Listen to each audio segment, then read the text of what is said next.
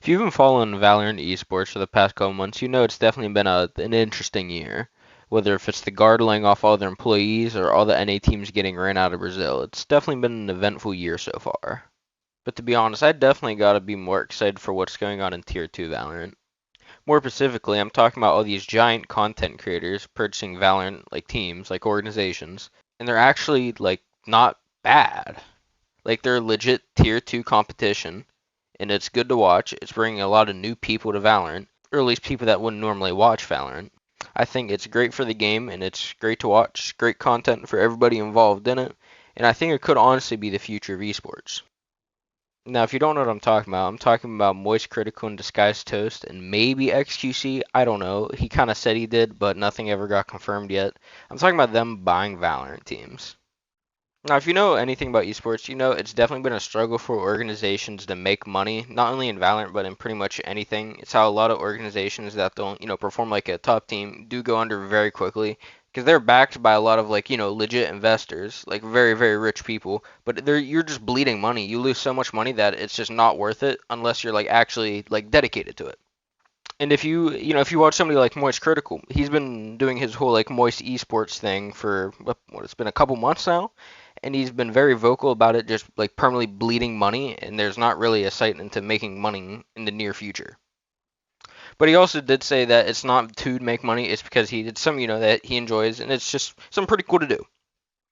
But I do think content creators buying these like organizations and teams and stuff is a great start to making money because you're not just an organization being backed by it. It's something like a whole like content creator, like whether it's reacting to it or doing like exclusive content with the teams that other people wouldn't be able to do. I think it's a great start at least. Not only do I think that this is like a better approach for esports in general, this is also really, really good for the game. Like a lot of people basically only watch esports through like streamer watch parties. Like Tarek is a giant one. He basically just watches people play Valorant all day now. But like jokes aside, if one of the biggest Valorant streamers can bring in like the most viewers by just doing watch parties, imagine what these people with already like built-in audiences that don't really watch Valorant, what they could do. Like how many new people are they bringing to the game? And for somebody like me, I never was really too big into esports in general. Maybe I'd watch it if it was like time to time or if something like interesting was going on, like a big match or whatever.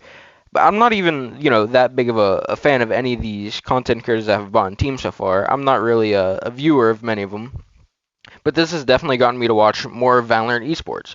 I think that's just because like everything is just such like good content with it. Like just watching like somebody like a Ludwig who's this like giant streamer that doesn't really, know a ton about esports, do a ton of video games, just praying that his team that he dropped 500k on doesn't blow like a 12-8 lead or whatever. Just great content.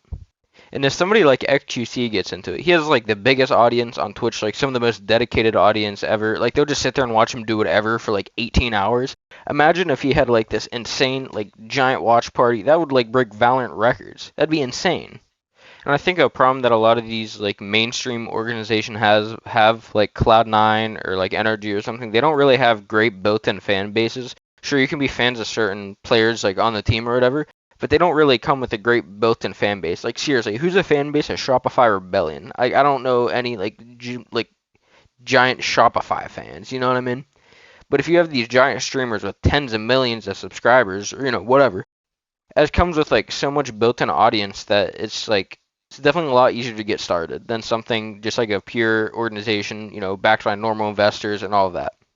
And even if you're not super big fans of these content creators, like it's just fun to root for a team with like actual personality behind it. Like sure you can be like, like I said, you can be fans of like the players or whatever, but like honestly, who are you gonna root for? Are you gonna root for like Moist Moguls with some of the biggest content creators behind it, or like Mad Lions, bro? Like I don't even know who's on that team.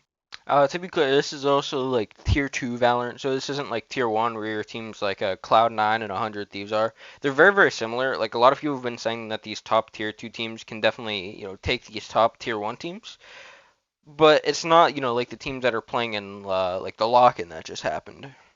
And that's not saying that like these teams are bad or these players are bad or like whatever. But no, they still are like really good teams and really good players. Like Tier 2 Valorant still has a lot of like really mainstream teams. Like they have G2, like FaZe, the Guard, like all these giant teams that just barely didn't reach into Tier 1. So it's still not like this is some super low level, like whatever you're gonna find in your solo queue platinum games or whatever. Like this is still like good like competitive Valorant, you know what I mean? So how I see this affecting the future of Valorant esports, I think it can either really go two ways. This is either going to be like the future of Valorant esports, where all these big orgs might not be owned by content creators, but they're definitely going to be, on the back, like carried to content creators. Or they're either going to pull out, sell the team, and nobody's really going to think about it again. It's really just one of the two. Nobody really knows. But honestly, if I had to guess, I really do like the direction that this is going. I think that this is great for the game. So hopefully this is how it goes in the future, but you never know. That's about all I got. This isn't normally the kind of videos that I make. I just thought this is something that was really cool that I would want to talk about. If you found my channel through some of the other videos I made, whether it's like the helping you improve in Valorant or whatever, this isn't the kind of content I normally make. Normally, it's not like just me talking about just some random things in Valorant. I would like to in the future continue to keep doing like whether it's like this content helping people improve at the game. But this is just something I really wanted to talk about. I thought it was really cool. Also, for some reason, if you're still at this part in the video, you're like legally obligated to follow my Twitch or something. I don't know. I don't really make the rules. It's just how it is, bro. But no, seriously. Thanks for watching. I hope you enjoyed it. Have a good day.